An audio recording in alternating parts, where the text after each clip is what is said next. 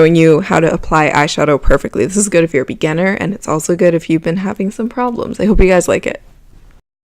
Okay, when you think of having good eye makeup, you think of blending and having good blending brushes, and this is so important, but what's also really important is how you hold them. If you ever feel like your eyeshadow turns out really patchy, try not holding it close to the bristles. I guarantee you're holding it a little bit too close to the ferrule, and this is going to make your eyeshadow turn out a little bit patchier because you have too much control. When you hold it from the tip of the handle, you're going to have a lot less control, which sounds like a bad thing, but it actually gives you a softer, more airbrushed blend. So keep that in mind as you watch this tutorial.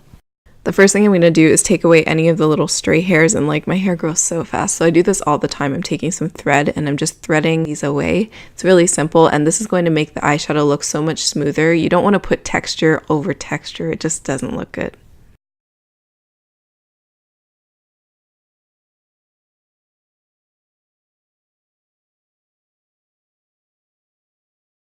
To make all of the colors pop and to keep my eyebrow looking really clean, I'm going to clean it up with some concealer underneath the brow. I'm taking a flat brush and some concealer, and I'm pulling this underneath and then all over the lid.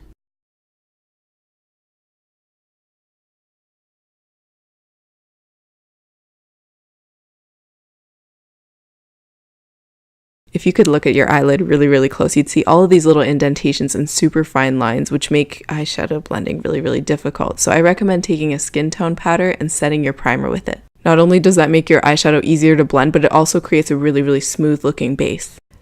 Now I'm going to take my first eyeshadow and start applying this to the area where you would see if my eye was open. This is like above the crease, and this is called a transition shade. Basically, it's going to create a gradient in your eyeshadow look and make everything look a little more natural than just having color on the lid.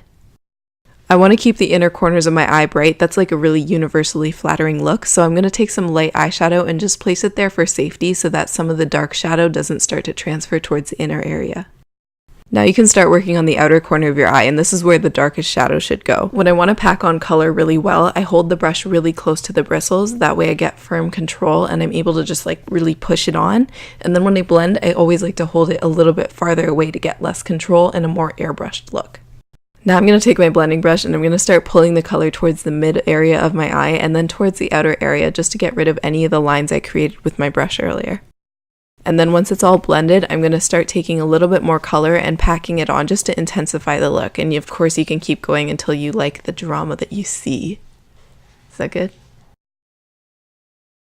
That lighter eyeshadow is really settled into my skin, so putting a second layer is going to make it really intense. I'm also going to apply this to my brow bone and then blend a little bit until everything looks seamless. To finish off this look, you can always add false lashes if you're feeling frisky, or if you just want to add mascara, that's fine too. Maybe some eyeliner. It's all up to you, and this is a really universal look. You can wear it daytime, nighttime, intensify the colors, switch the colors up, and it just looks so beautiful every time. So I hope you guys try this technique and enjoy these tips. I'll see you guys next time. Bye!